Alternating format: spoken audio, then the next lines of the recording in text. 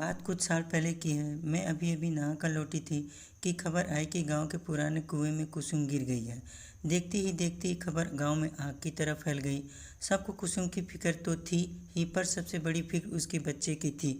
कुसुम पेट से थी। मैं दौड़ी दौड़ी पुराने कुएं के पास पहुंची तो देखा वहां पर पहले से ही भीड़ जमी हुई है।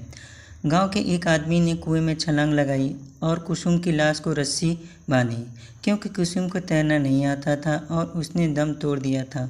उस समय वह पेट से थी। पानी में गिरने के बाद वह चीखी होगी, चिल्लाई होगी, पर पुराने कुएं में कम ही लोग पानी भरने आते थे, क्योंकि कुसुम का खेत कुएं के बगल में ही था। इसलिए उसका इस समय पर कुएं पर आना जाना लगा रहता था। पहले भी कई बार वह इस कुएं से पानी भर चुकी थी, पर इस बार उसके किस्मत में कुछ और ही लिखा था। लोग कुसुम की लाश को ऊपर खींचने लगे। जैसे ही कुसुम की लाश को ऊपर निकाला गया, उसके घर वाले फूट फूट कर रोने लगे। घर में नए मेहमान के आने की खुशी अब मातम में बदल चुकी थी। कुसुम का पति तो सुन्न होकर कुसुम की चेहरे को देख रहा था। ना ही वो रो रहा था और ना ही उसकी आंखों में आंसू आ रहे थे, तो बस बिना अपनी पलकें झपकाए कुसुम को देख ही जा रहा था। कुसुम तो वैसे भी दुबली पतली ही थी, मगर पानी में ज़्यादा देर रहने के कारण उसका शरीर फूल गया था। मैंने यह नज़ारा पहली बार देखा था। हालांकि मुझे डर लगना चाहिए था, पर मुझे डर नहीं लगा रहा था। पर हाँ, एक अलग सी बेचैनी जरूर ही रही।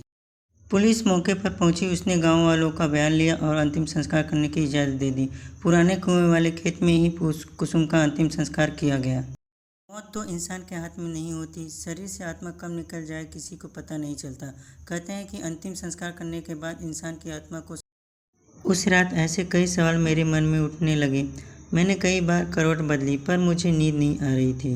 पर वक्त के साथ साथ सब ठीक हो जाता है। उस हादसे को गुजरे हुए अब कई महीने हो चुके थे। एक बार एक मजदूर उस पुराने कुएं वाले खेत में काम कर रहा था।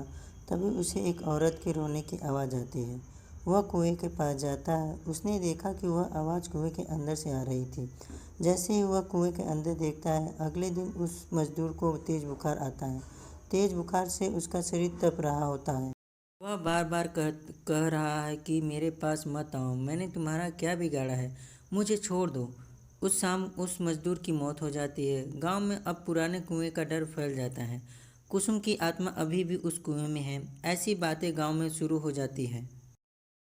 कुसुम के घरवाले भी कुएं के पास वाले खेत में खेती करना छोड़ देते हैं।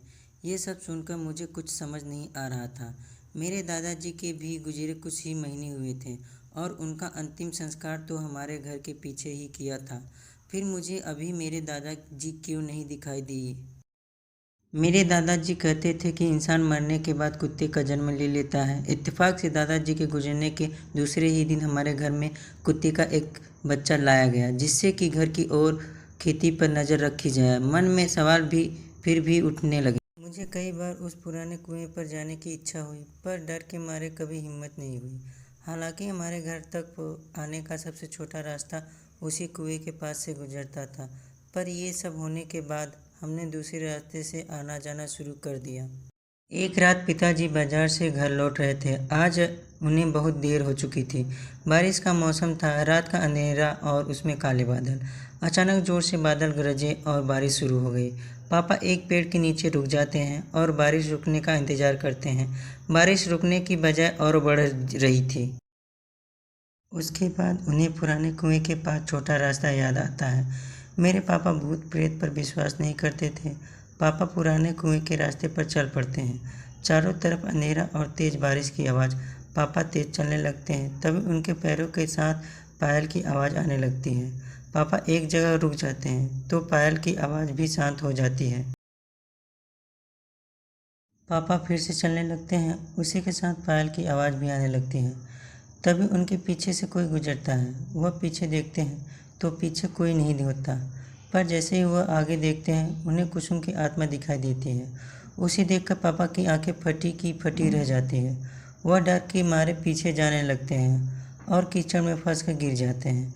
कुसुम की आत्मा धीरे धीरे पापा के पास आने लगती है।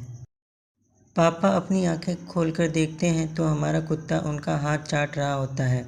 पापा उसे देखकर राहत की सांस लेते हैं। पापा आसपास देखते हैं तो वहाँ कोई नहीं होता। पापा कुत्ते के साथ घर आ जाते हैं। घर आने के बाद उन्हें ठंड लगने लगती है और बुखार भी आता है। अगली सुबह डॉक्टर की दवाई से उन्हें आराम मिलता है। उसके बाद वह रात का किस्सा सब घर वालों को बताते हैं। तभी मेरे ताऊ जी कहते हैं कि बड़े बुजुर्ग ठीक कह गए हैं, मरने के बाद इंसान कुत्ते का जन्म ले लेता है और यह कुत्ता और कोई नहीं बल्कि हमारे पिताजी ही हैं। उन्हीं ने ही हमारी उस आत्मा से रक्षा की है। फिर से मेरे मन में कई सवाल उठे, पर इस बार मैं समझ गई थी कि कई सवाल ऐसे भी होते हैं जिनका जवाब आज तक इंसान ढूंढ नहीं पाया। आपको क्या लगता है, मरने के बाद इंसान का आखिर क्या होता है?